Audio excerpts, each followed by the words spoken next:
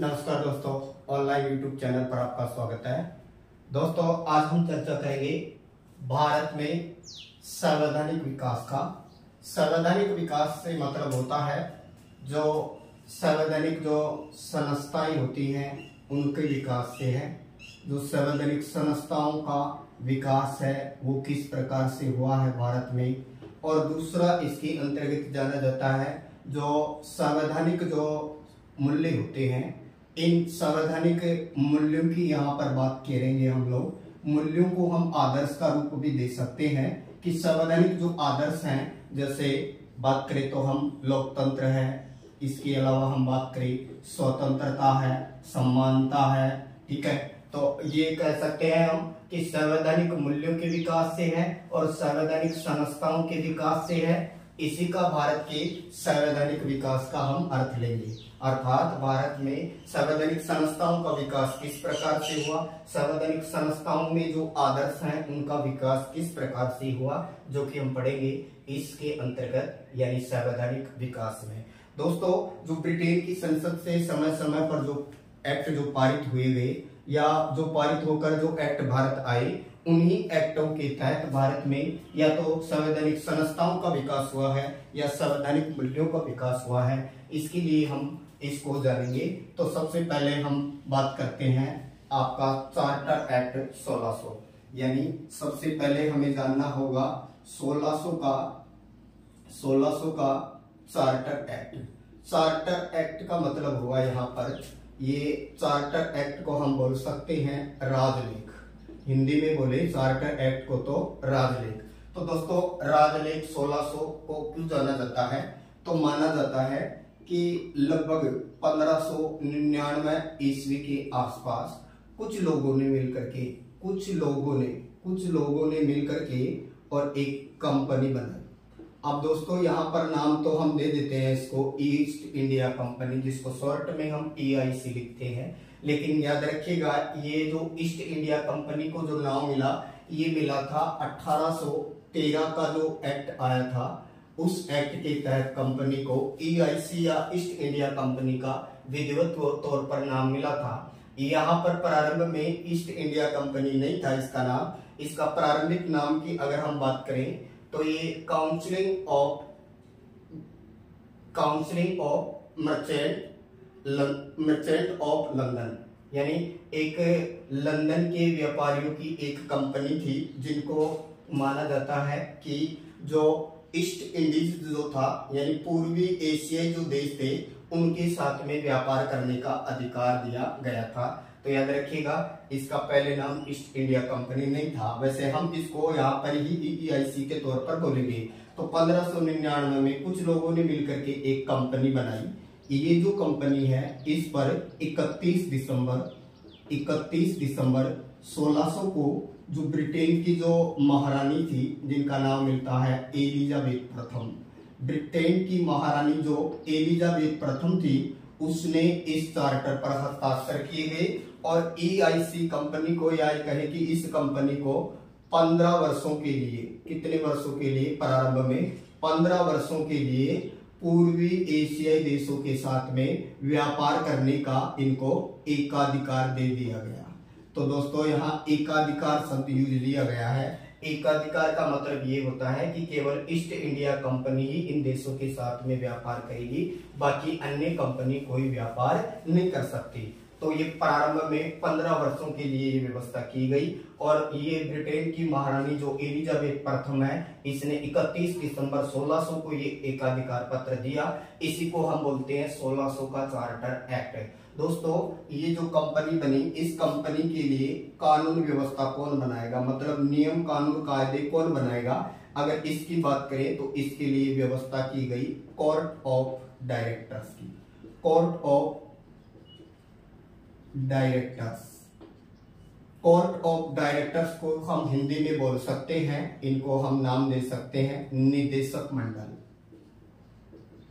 तो कंपनी के लिए ये जो निदेशक मंडल था, यही कानून वगैरह बनाता था, नियम वगैरह बनाता था। और ये जो कोर्ट ऑफ डायरेक्टर्स थे, इनमें इनकी संख्या 24 रखी गई थी दोस्तों, जो कि कंपनी के सदस्यों में से ही चुन लिए जाते थे और इनका कार्यकाल 1 वर्ष का था। तो दोस्तों ये 24 लोग पूरी EIC कंपनी के लिए नियम कानून कायदे बनाया करते थे या निदेशक मंडल में ये लोग शामिल थे। इनका कार्यकाल 1 वर्ष होता था और कंपनी अपने सदस्यों में से ही इनको चुनती थी।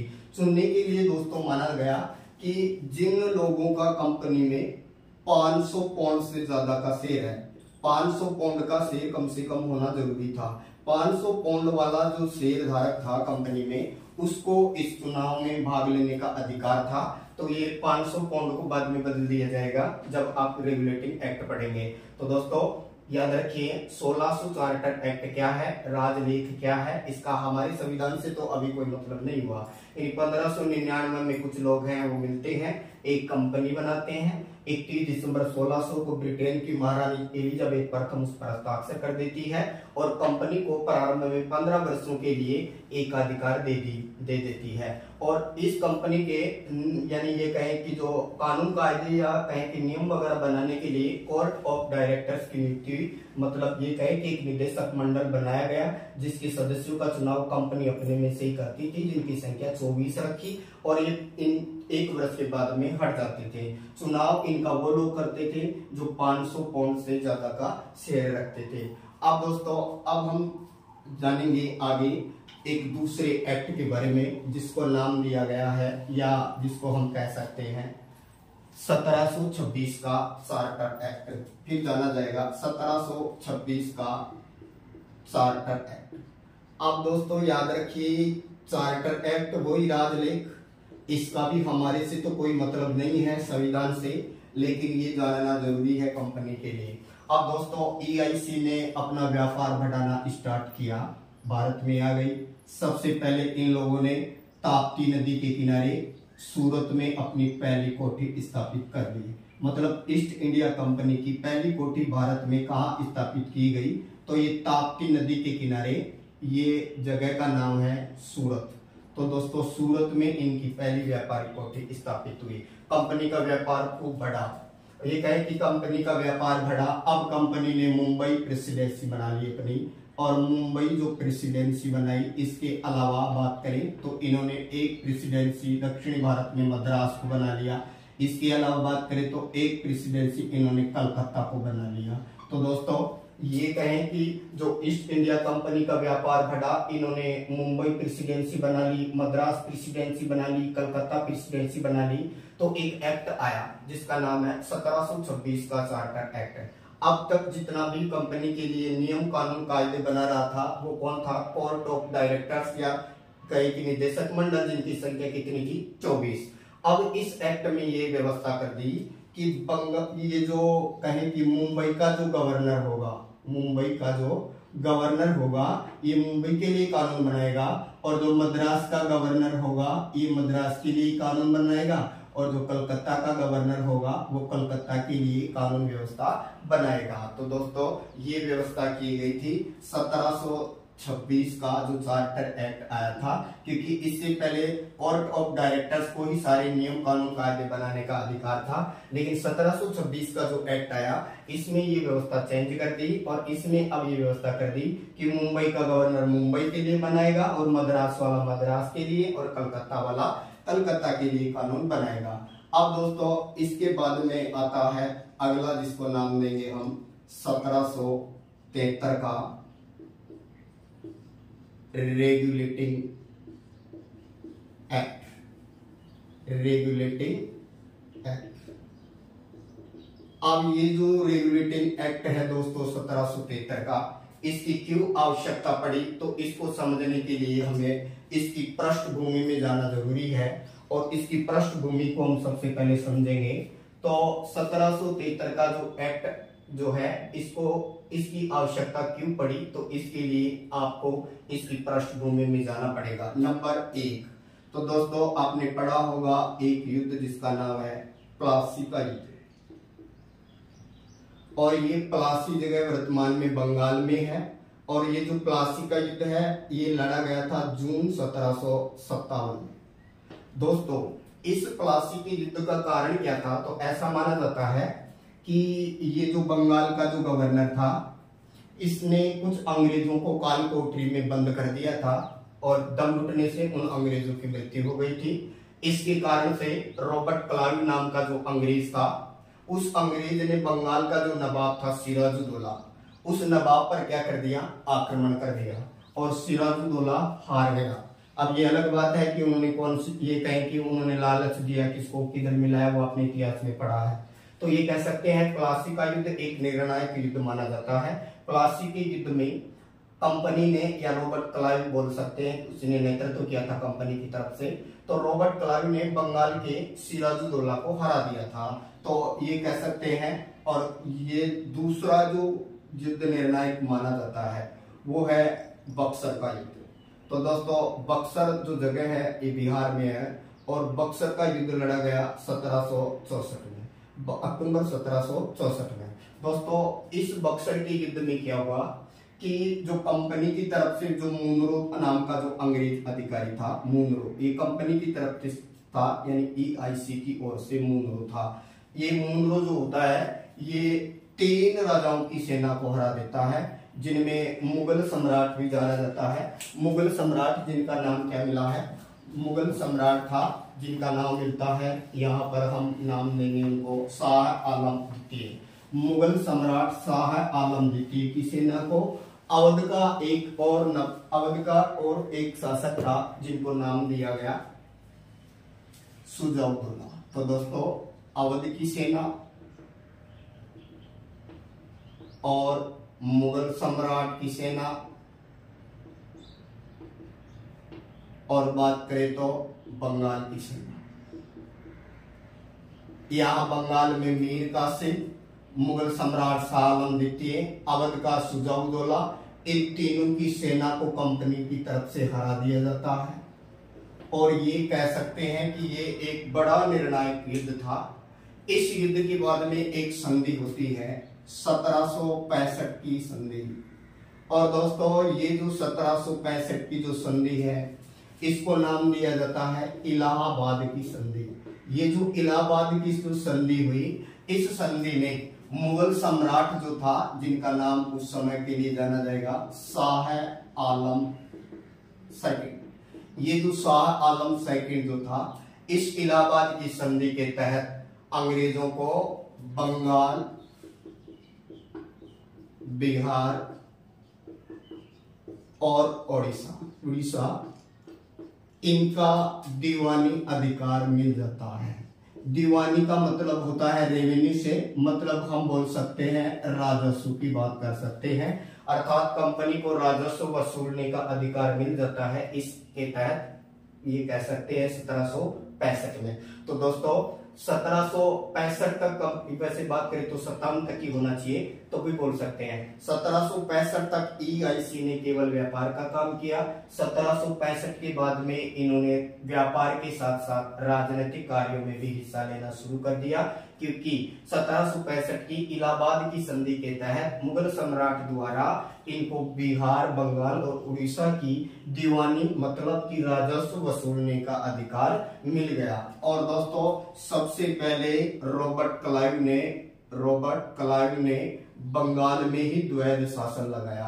तो द्वैध शासन की स्थापना भारत में सबसे पहले बंगाल में ही हुई थी और ये रॉबर्ट क्लाइव द्वारा लगाया गया था। अब द्वैध शासन क्या होता है दोस्तों?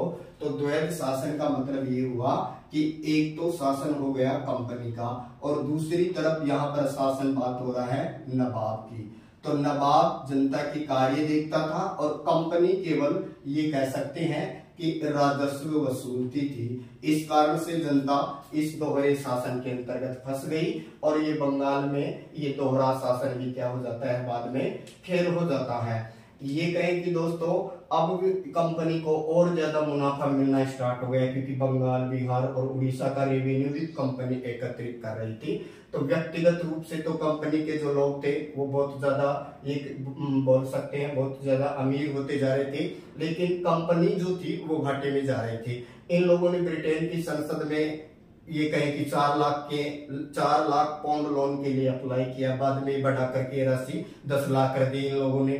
तो जो ब्रिटेन का जो उस समय जो प्रधानमंत्री था फ्रेडरिक नॉर्थ, और बात करें कि जो ये लॉर्ड नॉर्थ था ब्रिटेन का प्रधानमंत्री, इसने सोचा कि भाई क्या कारण है कि कंपनी व्यक्तिगत रूप से तो ये लोग अमीर होते जा रहे हैं और ये कहीं सार्वजनिक रूप से कंपनी को घाटे में लेते जा रहे हैं। तो लॉर्ड नॉर्थ ने एक गुप्त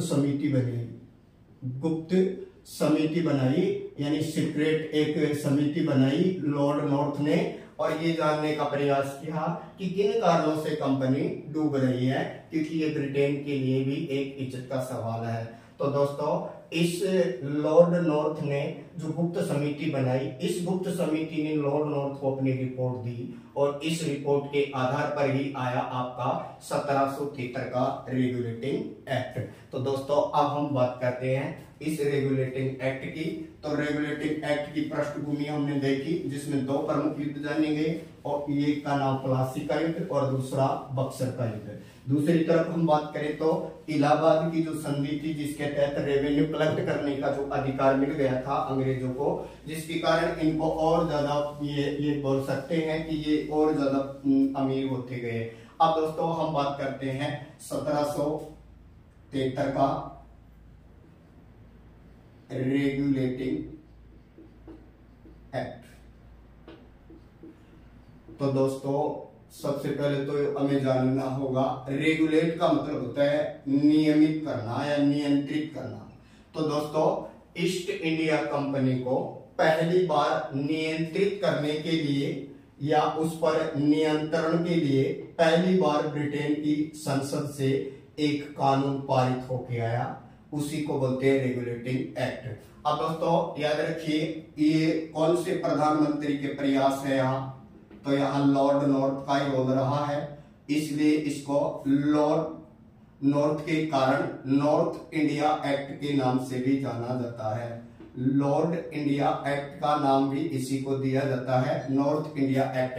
तो क्योंकि ये लॉर्ड नॉर्थ प्रधानमंत्री के कारण माना जाता है, तो दोस्तों यहाँ पर हम दक्षिणी भारत का एक्ट में निर्धारण करके प्रधानमंत्री का नाम के तौर पर जानेंगे। तो नॉर्थ इंडिया एक्ट बोलो या रेगुलेटिंग एक्ट बोलो, जो कंपनी पर नियंत्रण स्थापित करने के लिए पहली बार ब्रिटेन की संसद से पारित होकर आया था। तो दोस्तों ये पहला कानून था जो ब्रिटेन की संसद से पारित होकर आया, और बोल सकते हैं इसने भारतीय शासन में पहली बार अपना हस्तक्षेप भी किया। तो बताएंगे पहला लिखित कानून भारत के लिए जो ब्रिटेन की संसद से पारित होके आया वो भी कौन है, तो इसी एक्ट को बोलेंगे ब्रिटेन की संसद से पारित होकर आया। पहली बार इसने भारतीय शासन में हस्तक्षेप किया, पहली बार ये कंपनी के लिए एक लिखित कानून और भारतीय कानून के रूप में जाना गया। और दोस्तों इसी एक्ट के तहत कंपनी के प्रशासनिक व राजनीतिक कार्यों को भी मान्यता मिली। कंपनी के प्रशासनिक व राजनीतिक कार्यों को भी क्या मिली, मान्यता मिली। और क्या प्रावधान रखा गया दोस्तों, तो समझिएगा, इसी के तहत पहले जो व्यवस्था थी ये विकेंद्रीकरण था शक्तियों का, लेकिन अब शक्तियों की केंद्रीकरण की यहाँ पर भी बात की गई। तो यहाँ पर जो मुंबई जो प्रेसिडेंसी थी, मुंबई, इसके अलावा कहें कि इनकी जो मद्रास प्रेसिडेंसी थी, और इसके अलावा इनकी कलकत्ता प्रेसिडेंसी, जिसको बंगाल प्रेसिडेंसी के तौर पर बोलेंगे हम, कोलकाता। ठीक है। अब दोस्तों इसमें क्या किया गया 1773 के रेगुलेटिंग एक्ट में, कि जो बंगाल का जो गवर्नर होता था उसको बना दिया यहाँ गवर्नर जनरल। बंगाल के गवर्नर को गवर्नर जनरल बना दिया। तो उस समय हेस्टिंग्स जो था वो गवर्नर था बंगाल का, उसी को लॉर्ड हेस्टिंग्स को ही क्या बना दिया यहाँ, हेस्टिंग्स को ही क्या बना दिया यहाँ बंगाल का गवर्नर जनरल। तो दोस्तों यहाँ पर ये जो मुंबई और जो मद्रास जो गवर्नर थे, ये आंशिक रूप से कुछ मामलों में ये बंगाल के गवर्नर जनरल के अधीन कर दिए गए। मतलब ये हुआ कि यहाँ से शक्तियां केंद्रीकरण स्टार्ट हुआ, मतलब इन दोनों को इसके अधीन करना शक्तियों का केंद्रीकरण से संबंध है। तो हम बोल सकते हैं भारत में केंद्रीय शासन की नींव रखी, केंद्रीय शासन की क्या पड़ी, नींव पड़ी। इस एक्ट में भारत में केंद्रीय शासन की क्या रखी गई, नींव रखी गई, क्योंकि बंगाल का जो गवर्नर था उसके गवर्नर जनरल था, उसके अधीन मुंबई और मद्रास के गवर्नर जनरल को कर दिया गया था। तो केंद्रीय शासन की यहाँ पर क्या मानी जाती है, शुरुआत हुई। फिर बात करें दोस्तों, इस एक्ट के तहत ही 1774 में जो कलकत्ता है, कलकत्ता यहाँ पर नाम दिया पोर्ट विलियम नगर, कलकत्ता में सर्वोच्च न्यायालय की स्थापना की गई। सर्वोच्च न्यायालय की क्या की गई, स्थापना। और ये जो सर्वोच्च न्यायालय जो माना गया, इसे एक अभिलेख न्यायालय रखा गया। अभिलेख न्यायालय का मतलब ये होता है कि जिसके सारे जो निर्णय होंगे वो लिखित में होंगे और जिन्हें उदाहरण के तौर पर अन्य न्यायालय में पेश किया जा सकता है, अर्थात वो आगे चलकर एक कानून का रूप बन जाते हैं। जैसे कि वर्तमान में भी हमारा सर्वोच्च न्यायालय आर्टिकल 129 के तहत व हाई कोर्ट उच्च न्यायालय 215 के तहत है, वो अभिलेख न्यायालय होता है। तो दोस्तों यहाँ पर सर्वोच्च न्यायालय की स्थापना की बात की गई और सर्वोच्च न्यायालय की स्थापना 74 में हुई, जबकि एक्ट कौन सा है, 1773 वाला। इसमें यहाँ एक मुख्य न्यायाधीश होगा, ये व्यवस्था हुई और इसकी सहायता के लिए 3 अन्य न्यायाधीश होंगे। तो एक मुख्य न्यायाधीश व 3 अन्य न्यायाधीशों का भी प्रावधान किया गया। एलिजा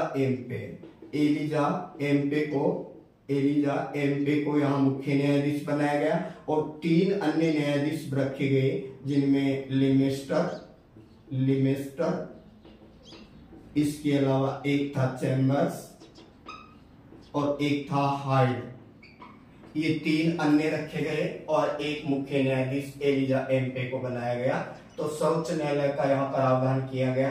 लेकिन दोस्तों यहाँ सर्वोच्च न्यायालय जो था वो सर्वोच्च नहीं था, क्योंकि लंदन का जो न्यायालय था उसके अधीन ही माना गया। फिर बात करें हम लोग इसी एक्ट के तहत जो बंगाल का जो गवर्नर, जिसको गवर्नर जनरल बना दिया था, इस गवर्नर जनरल की हम बात करें, इसके कार्यों की सहायता के लिए, क्योंकि यहाँ कार्य इसके बढ़ गए, तो इसके कार्यों की सहायता के लिए क्या किया गया कि गवर्नर जनरल की सहायता के लिए एक 4 सदस्यों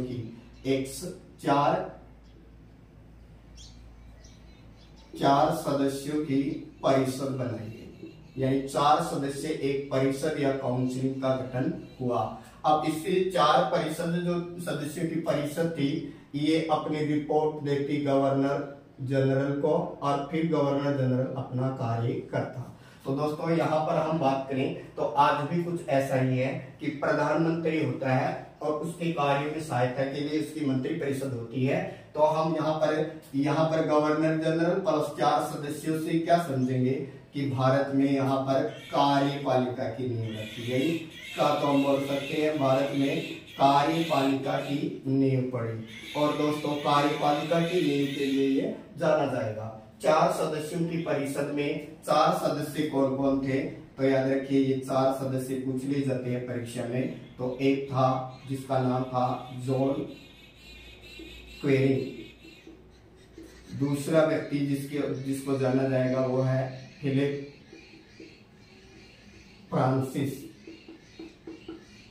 और इसके अलावा तीसरे व्यक्ति की हम यहाँ पर बात करेंगे तो जिनका नाम मिलता है यहाँ पर जॉन क्वेरिंग हो गया, फिलिप फ्रांसिस हो गया।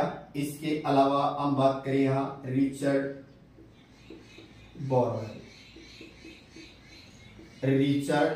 बोरवेल हो गया, और इसके अलावा एक था जॉर्ज मॉम्सन। तो दोस्तों जो गवर्नर जनरल था उसकी कार्यकारिणी परिषद या सदस्यों की परिषद में John Clavering, Philip Francis, Richard Barwell और जॉर्ज मॉम्सन नाम के ये 4 अन्य इसमें सदस्य माने गए। तो दोस्तों भारत में ये कार्यपालिका की नींव के बारे में भी जाना जाता है। और क्या प्रावधान रखा गया दोस्तों इस एक्ट में? इस एक्ट में और कहा गया कि कोई भी व्यक्ति अब निजी व्यापार नहीं करेगा, कोई भी व्यक्ति अब अपना निजी व्यापार नहीं करेगा। और अगर कंपनी का कोई व्यक्ति अपना निजी व्यापार नहीं कर सकता, और वो व्यक्ति निजी व्यापार करेगा जिसके पास में क्या हो, लाइसेंस हो। तो लाइसेंस धारक ही केवल क्या कर सकता था, निजी व्यापार कर सकता था। इसके अलावा प्रावधान किया गया कंपनी में भ्रष्टाचार को मिटाने के लिए यहाँ रिश्वत को बंद किया गया, रिश्वत को बिल्कुल बंद कर दिया गया और कंपनी को भ्रष्टाचार मुक्त करने के लिए ये प्रावधान किया गया। अब कोई भी व्यक्ति उपहार नहीं ले सकता था। कंपनी का अब कोई भी व्यक्ति उपहार वगैरह नहीं दे सकता था। और ये बात दोहराई गई है भ्रष्टाचार वाली या रिश्वत वाली कि कोई भी व्यक्ति रिश्वत या उपहार नहीं देगा और निजी व्यापार नहीं करेगा। तो दोस्तों और क्या प्रावधान किया गया इसके अंतर्गत, कंपनी पर नियंत्रण के लिए यह व्यवस्था की गई कि जो कोर्ट ऑफ जो डायरेक्टर्स था, court of directors, court of director, इसकी सदस्य संख्या में कोई बदलाव नहीं हुआ, 24 ही रखी गई। सदस्य संख्या यहाँ पर 24 ही रखी गई। लेकिन अब प्रावधान ये कर दिया कि इसके 1/4 जो सदस्य होंगे वो सेवानिवृत्त होंगे, प्रतिवर्ष सेवानिवृत्त हो जाएंगे। ये कितने सदस्यों की बात की गई, 1/4। तो यानी यहाँ पर कार्यकाल बना दिया इनका 4 वर्ष। पहले 1 वर्ष का था, अब इनको 4 वर्ष का कर दिया। पहले चुनाव में जो लोग भाग लेते थे इसमें उनके लिए 500 पाउंड का शेयर होना जरूरी था। अब ये राशि बढ़ा करके 1000 कर दी कि 1000 का जो पाउंड वाला जो शेयर धारक है वो ही इन चुनावों में भाग लेगा। इसके अलावा भारतीय शासन में ये पहला हस्तक्षेप माना जाता है। इस एक्ट में भी बहुत सारी कमियां रही जिनके लिए एक्ट ऑफ सेटलमेंट 1781 लाया गया। चैनल को लाइक करें, सब्सक्राइब करें। थैंक यू दोस्तों।